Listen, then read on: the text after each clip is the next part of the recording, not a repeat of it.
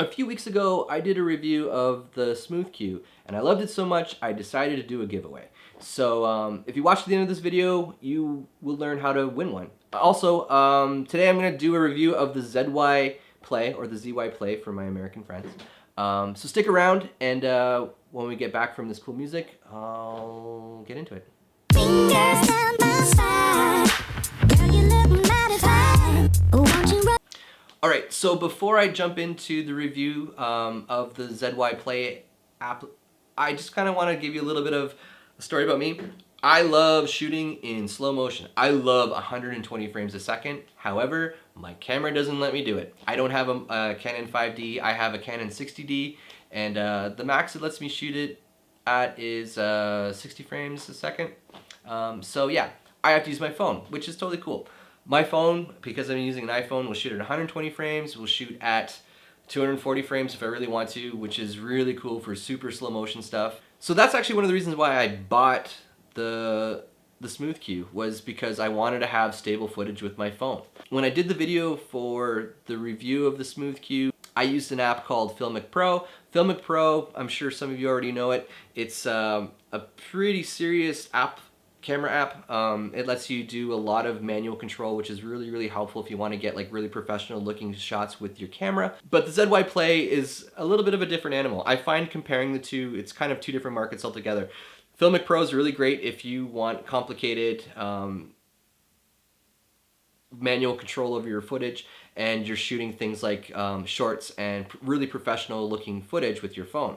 Whereas the XY Play, I think, is designed more for that entry-level blogging fun kind of market.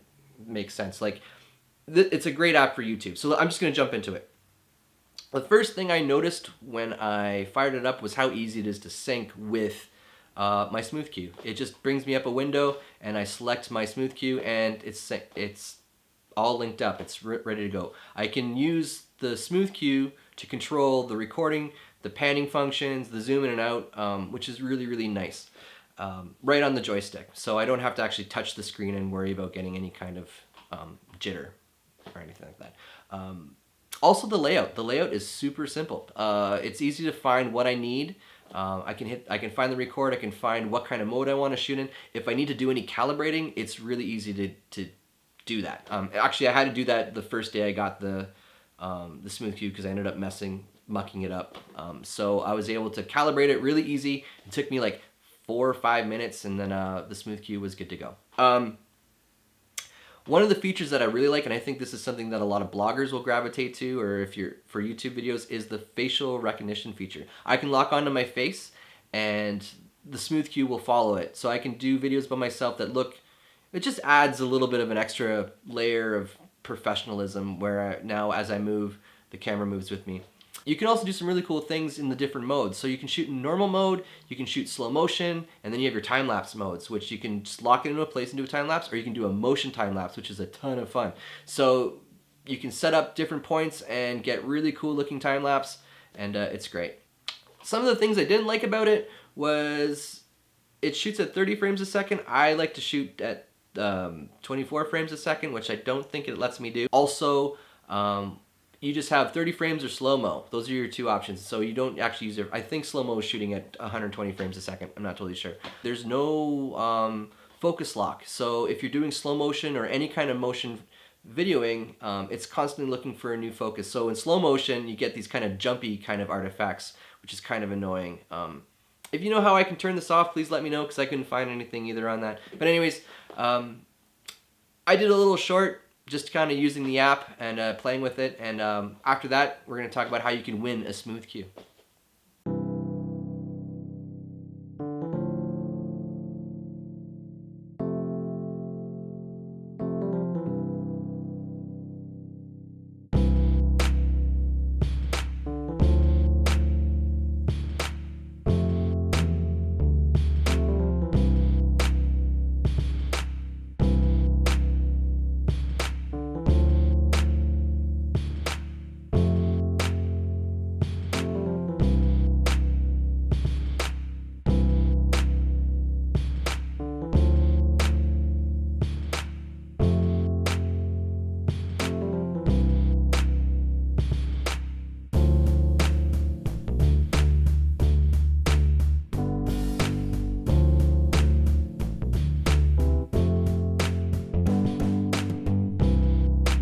Awesome. So if you want to win the Smooth Q, it's super easy. All you got to do is subscribe to my page, like this video, or like the Smooth Q review that I did a few weeks back, or like both. And please leave a comment. Let me know what you're doing. If you have videos that you're doing, some of you are sharing now videos that you're doing, and I'm checking them out, and they're wicked. So yeah, please keep sharing with me. Like, subscribe, and I will see you guys later. Fingers